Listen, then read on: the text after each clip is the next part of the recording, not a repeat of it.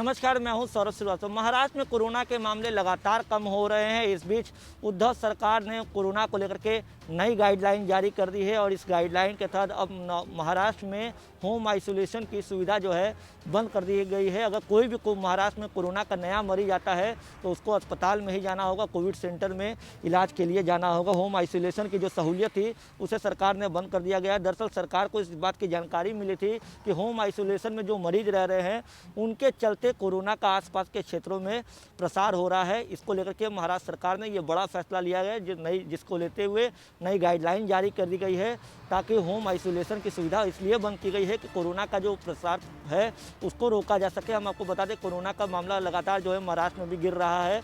Positivity rate जो है वहाँ काफ़ी कम हो गई है। ऐसे में जहाँ अस्पतालों में बेड की कमी, ऑक्सीजन की कमी थी, अब अस्पतालों में बेड की कमी जो है ख़त्म हो गई है, क्योंकि बड़ी संख्या में मरीज जो है वो डिस्चार्ज होकर अपने के घरों को जा रहे हैं।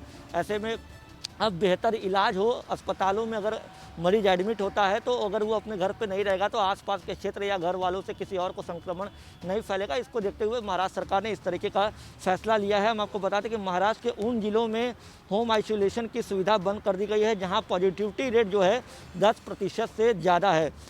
जिस तरीके से लगातार पॉजिटिविटी रेट में गिरावट मिल रही है, लेकिन प्रदेश के कुछ हिस्से ऐसे हैं जहां पॉजिटिविटी रेट ज़्यादा है, तो उन इलाकों के लिए महाराष्ट्र सरकार ने ये नई गाइडलाइन जारी कर दी गई है। हम आपको बता दें कि महाराष्ट्र सरकार ने कहा कि केस भले ही कम हो रहे हैं लेकिन सावधानियां अभी बरतनी है। कई बार शिकायत मिल रही थी कि होम आइसोलेशन का पालन मरीज ठीक से नहीं कर रहे हैं, इस वजह से उनके घर वाले और आसपास के लोग संक्रमित हो रहे हैं, इसलिए ये फैसला लिया गया है। आपको बता दें कि महाराष्ट्र में लगातार कोरोना का ग्राफ गिर रहा है। अस्पताल में और कोविड सेंटर में जो दबाव कोरोना के पीक टाइम में था, जो दूसरी लहर जब एकदम उफान पे थी, जब जिस तरीके का दबाव अस्पतालों में था, बेड की कमी हो रही थी, अब वो चीज़ ख़त्म हुई है। कहीं ना कहीं अस्पतालों में बेड की सुविधा बढ़ी है और उसके साथ ही जो पहले से बेड थे उसमें भी अब मरीज जो है डिस्चार्ज होकर घर जा रहे हैं। तो ऐसे में सरकार का फैसला लेने का पीछे की मकसद ये है कि लोग ज़्यादा से ज़्यादा ठीक हों, पॉजिटिविटी रेट और गिरे, संक्रमण दर जो है वो कम हो, रिकवरी रेट लगातार बढ़ ही रही है। सरकार जो है लगातार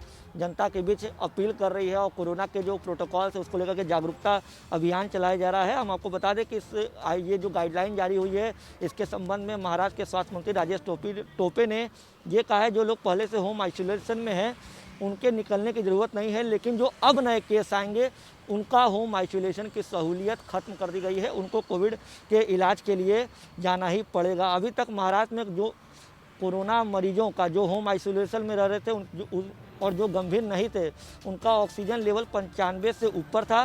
पहले महाराष्ट्र में 60 से 65 हज़ार तक नए केस आ रहे थे, जो पॉजिटिविटी रेट है वो गिर गई है और अब 20 हज़ार के आसपास महाराष्ट्र में पूरे प्रदेश में मिला के नए केस आ रहे हैं। तो लगातार जिस तरीके से पॉजिटिविटी रेट गिरी है, मरीजों की ठीक होने की संख्या बढ़ी है, तो अस्पताल में अब बेड खाली है, जिसको देखते हुए महाराष्ट्र सरकार ने नई गाइडलाइन जारी करते हुए होम आइसोलेशन की सहूलियत की सुविधा को खत्म कर दिया है।